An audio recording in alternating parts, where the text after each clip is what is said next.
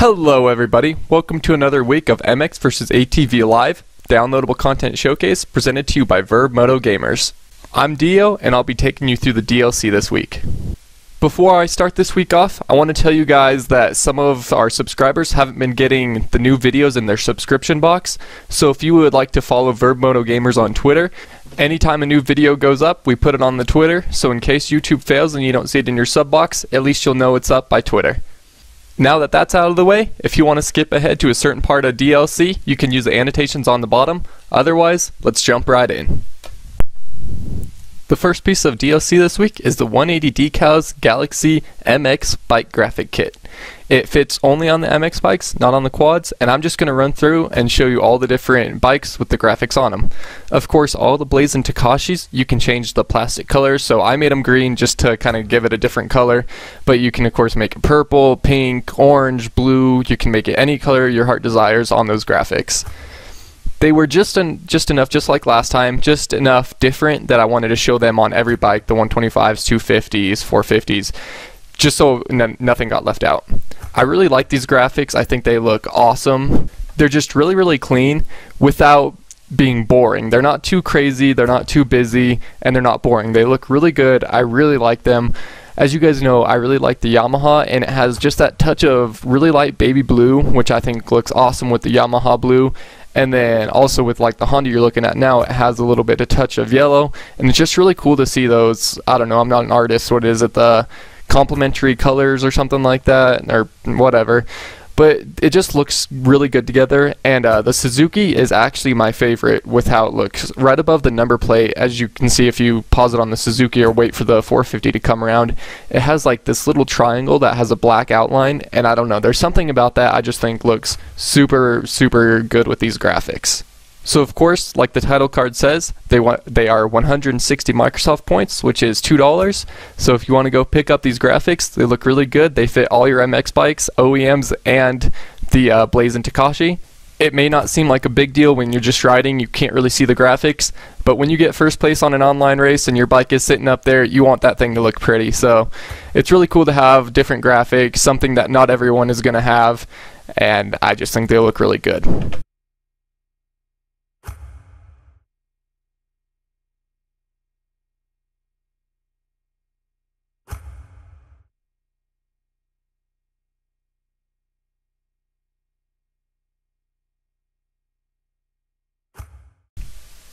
The next piece of DLC is the BikeGraphix FMX graphics kit. These fit all your ATVs, OEMs, and the Blaze and Takashi. You're going to take a look at them, just scroll through all the different bikes right now.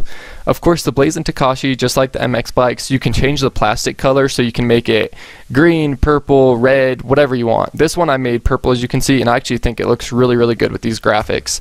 These graphics, honestly, I wish they were on the bikes. I don't use the ATVs very much, but the graphics are awesome on them.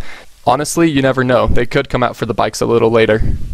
But just, I don't know, it looks like someone just threw up a pack of Crayola crayons on it or something. It's really cool.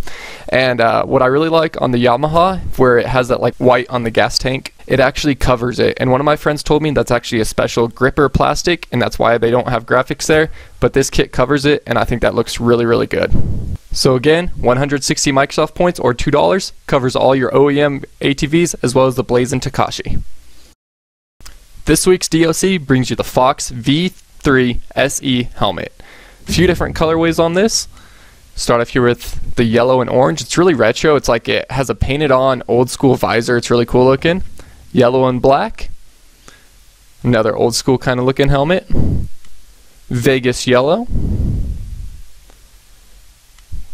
The Vegas red. Just a swap of the yellow, like inverted.